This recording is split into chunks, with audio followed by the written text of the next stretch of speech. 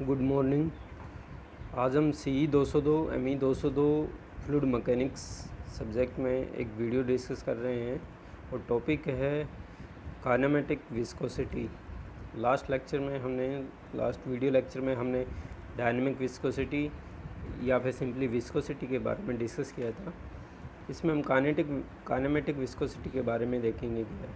सबसे पहले इसकी definition, what is kinematic viscosity. इसको हम न्यू से डिनोट कर रहे हैं। न्यू इसका जो है, इसको हम डिनोट कर रहे हैं न्यू सिंबल से। The ratio of dynamic viscosity and mass density.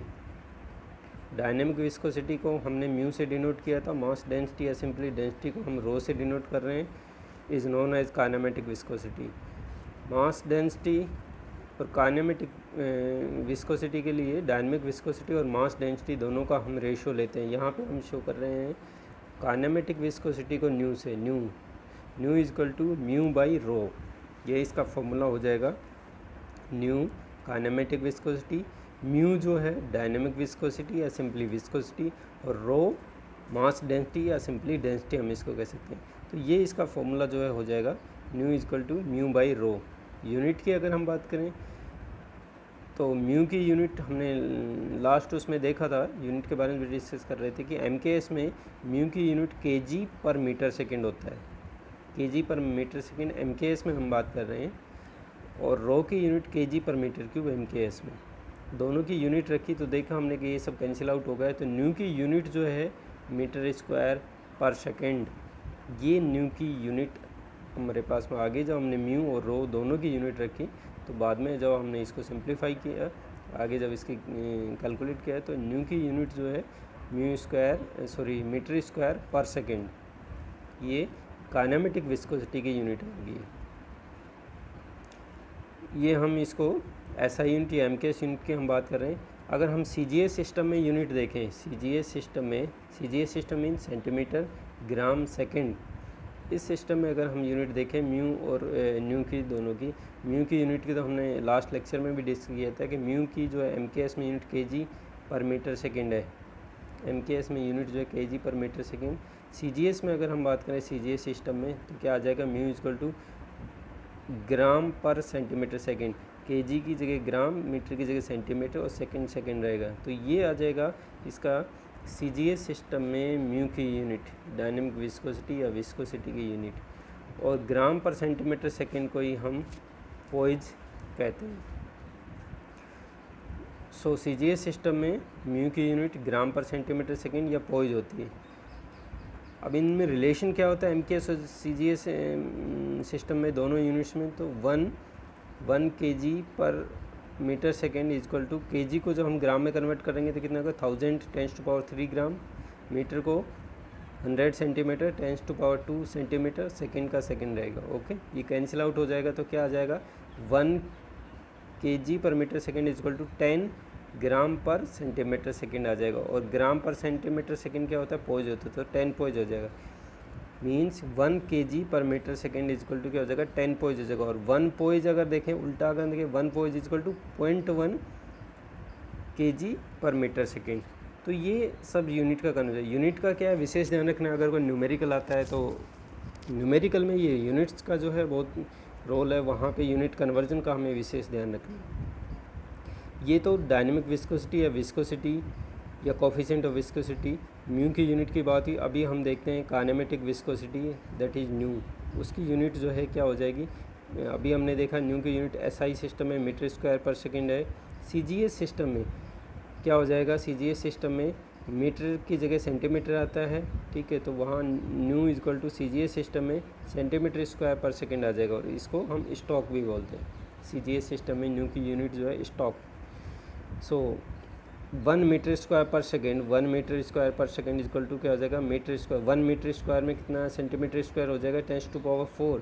1 metre में 100 सेंटीमीटर होता है, वहाँ मीटर का स्क्वायर है, तो क्या हो जाएगा, यहाँ पे स्क्वायर 100 का स्क्वायर करेंगे तो क्या आ जाएगा, 10 टू पावर 4 सेंटीमीटर स्क्वायर पर सेकेंड आ जाएगा। ओके, और 10 टू पावर 4 सेंटीमीटर स्क्वायर पर सेकेंड क्या होता है, स्टॉक आ जाता है, तो 10 टू पावर 4 स्टॉक हो जाएगा। यानी कि 1 मीटर स्क्वायर पर second equal to 10 to power 4 stoke. 1 stoke equal to कितना हो जाएगा, -4 आ जाएगा, 10⁻⁻4 मीटर स्क्वायर पर सेकेंड। 1 मीटर स्क्वायर पर सेकेंड 10⁻4 स्टॉक था। ओके, 1 स्टॉक इक्वल टू क्या हो जाएगा, 10⁻⁻4 उल्टा हो जाएगा, 10 प्लस है वो उधर जाएगी तो माइनस में हो जाएगी, 10⁻⁻4 मीटर स्क्वायर पर सेकेंड। तो ये यूनिट के बारे में जो है हमने ये सब जो देखा कि काइनेमेटिक विस्कोसिटी और डायनामिक विस्कोसिटी की सीजीएस सिस्टम में यूनिट क्या होती है। Next, variation of viscosity with temperature.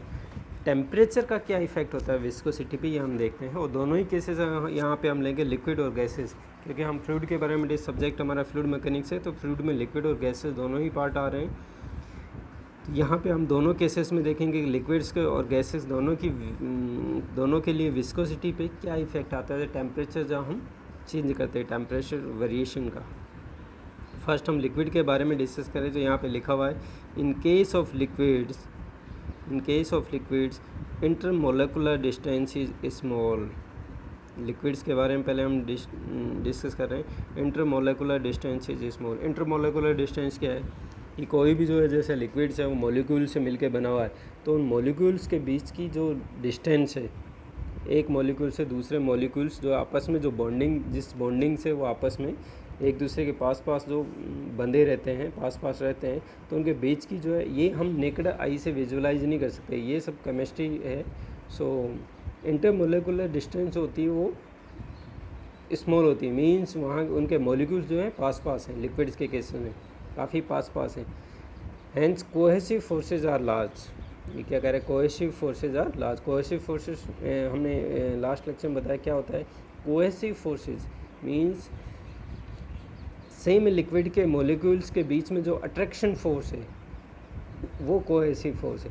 तो मॉलिक्यूल जितने ज़्यादा पास होंगे उनका कोहेसिव फोर्स उतना ही ज़्यादा होगा, कोहेसन उतना ज़्यादा होगा। जितना मॉलिक्यूल्स दूर होंगे उनका कोहेसिव फोर्स जो है उतना ही जो डिक्रीज़ होता जाएगा, कम होता जाएगा। तो यहाँ पे लिक्विड के केस में क्या है, इंटरमोलिकुलर डिस्टेंस स्मॉल है, मीन्स मॉलिक्यूल पास हैं तो कोहेसिव फोर्सेस ज़्यादा होते हैं। ये लिक्विड्स के लिए जो जनरल जो टेंडेंसी वो ये होती है। But with rise in temperature, ये हम नॉर्मल टेम्परेचर की अगर हम बात कर रहे हैं, विद राइज इन टेम्परेचर जब हम टेम्परेचर बढ़ा रहे हैं, अगर हम टेम्परेचर को इंक्रीज़ करें उस लिक्विड का, जिस लिक्विड के लिए हम बात कर रहे हैं, अभी किसी वो सिचुएशन पे था, उसके बाद हम नॉर्मल टेम्परेचर से उसका टेम्परेचर अगर इंक्रीज़ करें तो क्या होगा, कोहेसिव फोर्सेस डिक्रीज़ होते हैं, कोहेसिव फोर्सेस डिक्रीज़ हो रहे हैं, hence resistance to flow also decreases. Cohesive forces decrease हो रहे हैं और कोहेसिव फोर्सेस डिक्रीज़ हो गया तो क्या हो जाएगा, रेजिस्टेंस टू फ्लो डिक्रीज हो गई। रेजिस्टेंस टू फ्लो क्या है, विस्कोसिटी, यानी कि विस्कोसिटी डिक्रीज हो जाएगी। ओके, तो ये हमने बात की थी कि विस्कोसिटी लिक्विड्स के केस में विस्कोसिटी के लिए रेस्पॉन्सिबल जो है क्या है, कोहेसिव फोर्सेज या कोहेजन जो है रेस्पॉन्सिबल है वहाँ पे, कि जितना ज़्यादा कोहेसिव फोर्सेज होंगे उतना ही ज़्यादा वो क्या है उस लिक्विड को फ्लो होने में रजिस्ट करेंगे, उतना ही रेजिस्टेंस प्रोवाइड करेंगे। ओके, तो विस्कोसिटी उतनी ही ज़्यादा होगी। बट अगर कोहेसिव फोर्सेस डिक्रीज हो रहे हैं तो रेजिस्टेंस टू फ्लो डिक्रीज होगा, यानी कि विस्कोसिटी डिक्रीज होगी। यहाँ पे लिखे, अब ये चीज़ देखने की टेम्परेचर के साथ में कोहेसिव फोर्सेस डिक्रीज क्यों हो रहे हैं। देखिए कि जब भी मॉलिक्यूल्स नॉर्मल, अगर हम टेम्परेचर पर बात करें, मॉलिक्यूल्स उसके पास है, इंटरमोलिकुलर डिस्टेंस जो है काफ़ी स्मॉल है, तो कोहेसिव फोर्सेस ज़्यादा है। बट टेम्परेचर जब हम बढ़ा रहे हैं तो क्या टेम्परेचर बढ़ा रहे हैं मीन्स वो लिक्विड जो हीटअप हो रहा है, मीन्स उसको एनर्जी मिल रही है उस लिक्विड को। ओके, तो वो एनर्जी जो है, वो हीट जो है वो कौन ले, वो मॉलिक्यूल्स जो हैं वो एनर्जी गेन कर रहे हैं, वो उस एनर्जी को एब्जॉर्ब कर रहे हैं। वो एनर्जी लेके वो क्या करते हैं, वो एनर्जी लेके दूर होने की कोशिश करते हैं। मॉलिक्यूल्स जो है उनकी टेंडेंसी होती है कि एनर्जी लेके वो दूर होने की कोशिश करते हैं। जब वो दूर होंगे तो क्या होगा, उनके बीच की इंटरमोलिकुलर डिस्टेंस बढ़ेगी, उनकी जो बॉन्डिंग जो है वो क्या कमज़ोर पड़ेगी, उनके बॉन्ड टूटेंगे, वो कमज़ोर पड़ेगी। इंटरमोलिकुलर डिस्टेंस जो है वो बढ़ेगा। इंटरमोलिकुलर डिस्टेंस बढ़ रहा है, मॉलिक्यूल्स दूर होने, तो कोहेसिव फोर्सेस क्या होंगे, डिक्रीज हो जाएंगे। यहाँ पे इसलिए लिखा है कि with rise in temperature cohesive forces जो है डिक्रीजेज, कोहेसिव फोर्सेस कम हो जाएंगे। कोहेसिव फोर्सेस कम हो गए तो रेजिस्टेंस टू फ्लो कम होगा। देयरफॉर फॉर लिक्विड के केसेस में क्या हो रहा है, लिक्विड के केसेस में with rise in temperature viscosity decreases. Temperature बढ़ाया तो क्या इससे हमने क्या समझा कि जैसे हम टेम्परेचर बढ़ाते हैं किसी लिक्विड का, इंटरमोलिकुलर डिस्टेंस कम होता है, इंटरमोलिकुलर डिस्टेंस की वजह से टेम्परेचर जब हम बढ़ा रहे हैं तो इंटरमोलिकुलर डिस्टेंस जो है वो जो पहले कम था वो बढ़ता है, इंटरमोलिकुलर डिस्टेंस जो है वो बढ़ता है। कोएसिव फोर्सेस उसकी वजह से क्या होता है, डिक्रीज होते हैं, उसकी वजह से रेजिस्टेंस टू फ्लो जो है वो क्या हो रहा है, डिक्रीज हो रहा है, मीन्स विस्कोसिटी डिक्रीज हो रही है। So rise in temperature, with rise in temperature viscosity decrease है। यहाँ हमने एक ग्राफ भी बनाया हुआ है, ये अगर आप देखो तो ये हमने एक स्केच बनाया हुआ है विस्कोसिटी के बीच में म्यू, ठीक है, और टेम्परेचर के बीच में। सो लिक्विड्स के लिए जैसे जैसे हम टेम्परेचर यहाँ पे बढ़ा रहे हैं, जैसे जैसे हम टेम्परेचर बढ़ा रहे हैं, यहाँ पे उधर ऊपर की साइड में जो है ये विस्कोसिटी ये, तो लिक्विड के केसेस में क्या हो रहा है कि जैसे जैसे आप टेम्परेचर बढ़ रहे हैं तो आप ये देख रहे हैं ये चीज़ की लिक्विड के केसेस में ये है, यहाँ पे लिक्विड के केसेस में कि जैसे जैसे आप जो है क्या कर रहे हो, आप बढ़ा रहे हो तो विस्कोसिटी डिक्रीज होती है, ये जो ग्राफ जो दिखा रहा है। ओके, तो लिक्विड्स के लिए। गैसेस में क्या होता है, in case of gases intermolecular distance is large. Gases के केस में डेफिनेटली गैसेस के मॉलिक्यूल्स जो है रेंडमली जो क्या है जिग जैग जो है मूव करते रहते हैं। तो वहाँ पे इंटरमोलिकुलर डिस्टेंस जो है काफ़ी, मतलब कि लिक्विड्स के केसेस में वेरी लार्ज। तो कोएसिव फोर्सेस नेग्लिजिबल है, जब मॉलिक्यूल्स आपस में पास है ही नहीं तो एक दूसरे की तरफ वो इधर उधर मूव कर रहे हैं, एक दूसरे की तरफ अट्रैक्ट नहीं होते। Cohesive forces negligible. So with rise in temperature molecular agitation, या हम उसको डिस्टर्बेंस कहें, इंक्रीजेज, मोलिकुलर एजिटेशन इंक्रीजेज। अब होता क्या है गैसेस में, देखिए गैसेस के मोलिक्यूल्स जो हैं वो रेगुलरली कंटिन्यूसली क्या है कि रेंडमली मूव करते रहते हैं, इधर उधर जो है मूव करते रहते हैं। तो हमने उसमें देखा था कि वहाँ पे क्या होता है, मोमेंटम एक्सचेंज होता है, मोलिकुलर मोमेंटम एक्सचेंज होता है। मीन्स वो मोलिक्यूल जो आपस में जब इधर उधर रेंडमली जब मूव कर रहे हैं तो वो क्या है, वहाँ उनके बीच में डिस्टर्बेंस, मीन्स वो एक दूसरे से कोलाइड करते हैं, कोलिजन होती है वहाँ पे बहुत सारी होती रहती है, मीन्स एक दूसरे टकराते रहते हैं। जब वो टकराते हैं तो क्या हो रहा है, मोमेंटम एक्सचेंज होता है, मोमेंटम एक्सचेंज होता है, ये हमने देखा।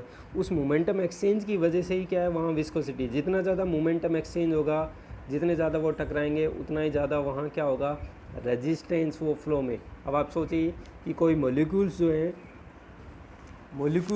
हैं एक सिंपल एक जनरल एक एग्जांपल लेते हैं कि लेट अस सपोज एक रेस हो रही है जहाँ पे थाउजेंड्स लोग हैं, 1000 लोगों की रेस हो रही है। अगर वो सारे 1000 लोग, अगर वो सारे एक ऑर्गेनाइज्ड तरीके से अगर उनकी रो बना दी, उनकी लाइन बना दी, रो बना दी ऑर्गेनाइज तरीके से, अगर उसमें अगर वो रेस कर रहे हैं तो वो इजीली जो है रेस कर सकते हैं, यानी कि वो इजीली जो है आगे बढ़ सकते हैं। सेम ऐसे जैसे लिक्विड्स के केसेस में अगर हम बात करें कि लिक्विड कोई भी अगर कैसे कि कोई ऑर्गेनाइज तरीके से मॉलिक्यूल्स हैं तो इजीली जो है वो आगे बढ़ सकते हैं। अब हम उल्टा लेते हैं कि अगर जो उनको जो है 1000 लोगों को क्या कर दिया, रैंडमली खड़ा कर दिया, कोई कैसे भी खड़ा हो और कैसे भी जो है वो उनका जो है पाथ भी हमने डिफाइन किया, वो कैसे भी आगे जो है दौड़ सकता है उस रेस में। तो क्या होगा, जब वो कैसे भी दौड़ेंगे तो एक दूसरे से जब वो आगे निकलने की कोशिश तो वो एक दूसरे से टकराएंगे। तो आप सोचिए कि जितनी ज़्यादा वो जब वो रेंडमली इधर उधर दौड़ रहे हैं तो उनको दौड़ने में दिक्कत आएगी, कुछ आपस में वो टकराएंगे। तो सेम ऐसे ही गैसेस के केसेस में हो रहा है कि जब जहाँ वहाँ पे जितना ज़्यादा एजिटेशन होता है, यानी कि मॉलिक्यूल्स जितने ज़्यादा वो रेंडमली जिग जैग मूव करें, जितनी ज़्यादा उनमें कोलिजन होगी उतना ही ज़्यादा वो रेजिस्टेंस टू फ्लो होगा, यानी कि विस्कोसिटी उतनी ही ज़्यादा होगी। तो क्या हो रहा है, टेम्परेचर बढ़ने के साथ में क्या हो, टेम्परेचर बढ़ने के साथ में अभी हमने देखा है कोई भी मॉलिक्यूल्स है लिक्विड के गैसेस के वो एनर्जी लेते हैं उस टेम्परेचर, यानी कि वो एनर्जी को एब्जॉर्व करते हैं, एनर्जी लेके वो एक्साइटेड हो जाते हैं, ठीक है, वो एजिटेट हो जाते हैं और उनके अंदर डिस्टर्बेंस और ज़्यादा हो जाता है। तो कोलिजन जो है वो ज़्यादा एजिटेट होते हैं तो कोलिजन और ज़्यादा होगी, जितनी ज़्यादा कोलिजन होगी मीन्स मोमेंटम ट्रांसफ़र और उतना ही ज़्यादा हो रहा है। तो वहाँ पे उसकी वजह से क्या हो रहा है, रेजिस्टेंस टू फ्लो जो है वो बढ़ गया है। रेजिस्टेंस टू फ्लो बढ़ने का मतलब क्या है कि विस्कोसिटी जो है उस टेम्परेचर के साथ में इंक्रीज हो रही है। तो गैसेस के केस में क्या होता है, viscosity of gas increases with increase in temperature. Liquid के केसेस में क्या होता है, विस्कोसिटी डिक्रीज होती है। बस गैसेस के केसेस में टेम्परेचर बढ़ने के साथ में विस्कोसिटी इंक्रीज हो रही है। यहाँ पे हम देख रहे हैं इस ग्राफ में कि ये जो ग्राफ ये देखिए, ये गैसेस के लिए जैसे जैसे टेम्परेचर बढ़ता है वैसे वैसे विस्कोसिटी इंक्रीज हो रही है।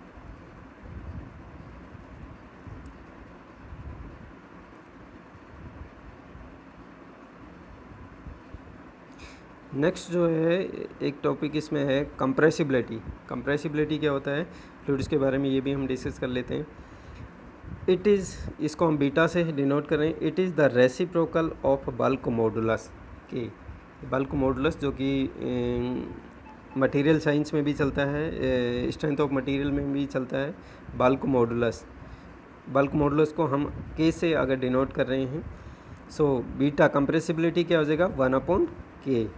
Bulk modulus K equal to direct stress upon volumetric strain. ये हमें फॉर्मूला पता है बल्क मॉडुलस का, ये होता है bulk modulus K equal to direct stress upon volumetric strain, ये फॉर्मूला हमें पता है। यहाँ पे हम उसको शो कर रहे हैं कि dP upon minus dV upon V। Direct stress dP, volumetric strain minus dV upon V। अब ये चीज़ कहाँ से आई, इसको हम जो है देखते हैं, ये चीज़ कहाँ से आई है।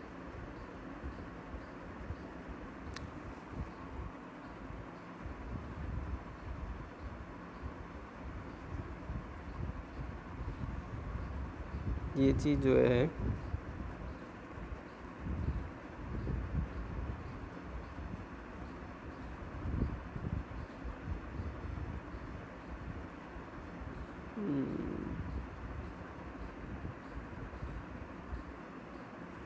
ये चीज़ देखिए कि अभी हमने देखा है कि लेट अस सपोज हमारे पास में हम एक एग्जांपल लेते हैं कि लेट अस सपोज हमारे पास में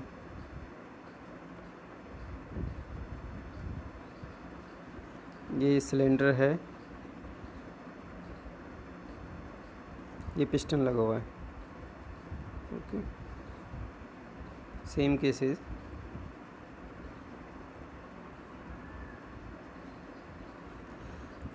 इस पे पी प्रेशर हम लगा रहे हैं, कोई भी जो है इसमें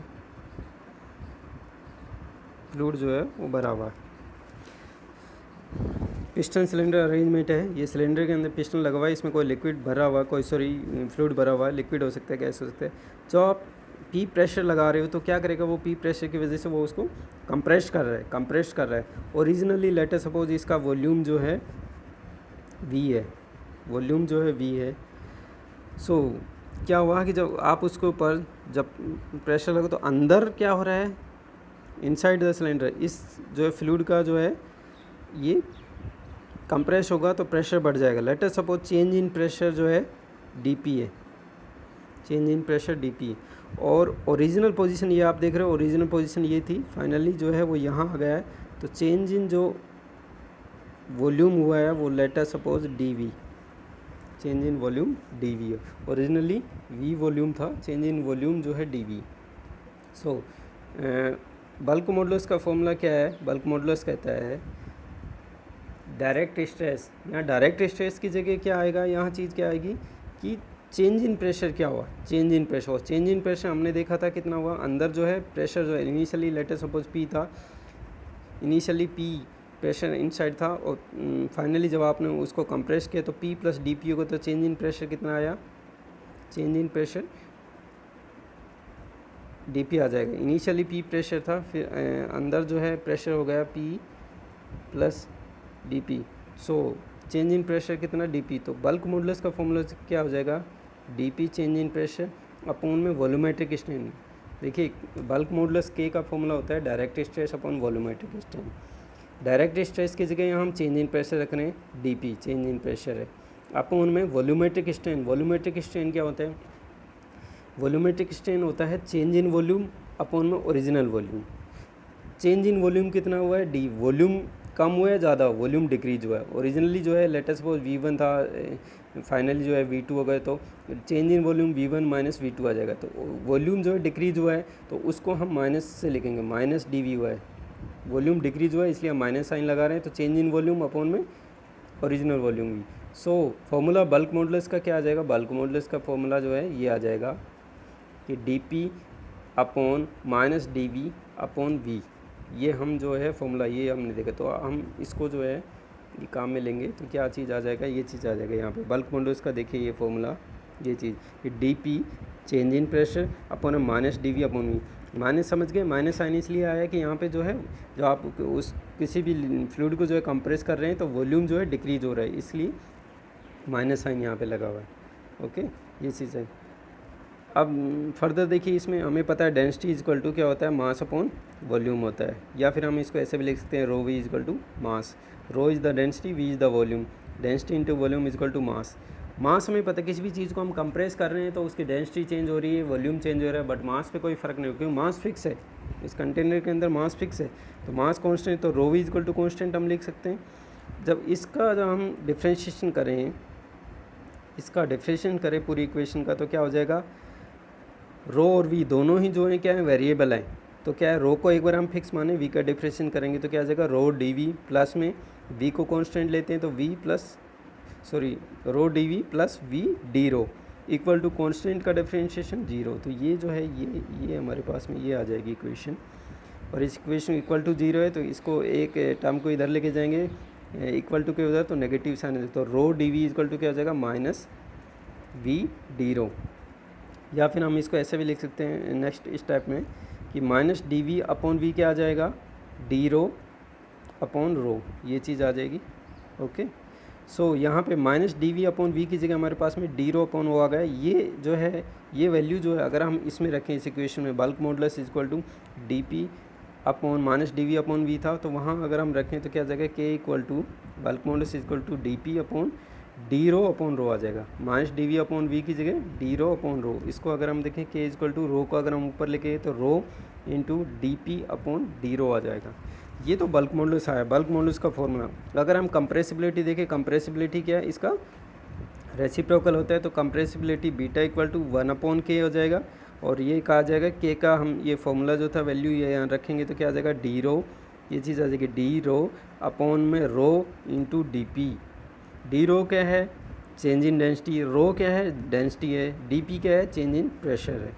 सो ये चीज़ क्या है, ये फॉर्मूला क्या बता रहा है, अगर बीटा इक्वल टू 0 है, अगर हम केस लेते हैं बीटा इक्वल टू 0 मीन्स क्या है, बीटा इक्वल टू 0, बीटा क्या है, कंप्रेसिबिलिटी, बीटा इक्वल टू 0 का मतलब कोई फ्लूइड जो है इनकम्प्रेसिबल है, वो चीज़ ये बता रहा है कोई फ्लूइड इनकम्प्रेसिबल है, तो बीटा की वैल्यू 0 होगी। जब इसमें हम रखेंगे तो क्या चीज़ आ जाएगी, नीचे वाली टर्म तो 0 हो नहीं सकती, डिनोमिनेटर जो है 0 नहीं सकते, तो न्यूमरेटर 0 हो सकता है, तो डी रो इक्वल टू 0 हो सकता है। डी रो इक्वल टू 0 को मतलब क्या है, rho is equal to constant, rho is equal to, तो बीटा जब 0 है मींस फ्लूइड जो इनकम्प्रेसिबल है तो उसकी डेंसिटी जो है कांस्टेंट आती है। तो ये क्या चीज़ बता रहा है कि fluid is said to be incompressible if its density remains constant. अगर किसी फ्लूइड की जो है डेंसिटी कांस्टेंट है तो वो फ्लूइड जो है इनकम्प्रेसिबल होगा। If its density varies then fluid is compressible. अगर आप किसी चीज़ को कंप्रेस कर रहे हैं किसी फ्लूइड को और उसकी डेंसिटी चेंज हो रही है तो वो फ्लूइड जो है क्या कहलाएगा, इनकम्प्रेसिबल नहीं होगा, वो कंप्रेसिबल कहलाएगी, वो फ्लूइड जो है कंप्रेसिबल आएगा। अगर डेंसिटी जो है कांस्टेंट रहती है तो ही हम कह सकते हैं कि वो फ्लूइड जो है इनकम्प्रेसिबल है। तो ये कंप्रेसिबिलिटी के बारे में। Okay, thank you.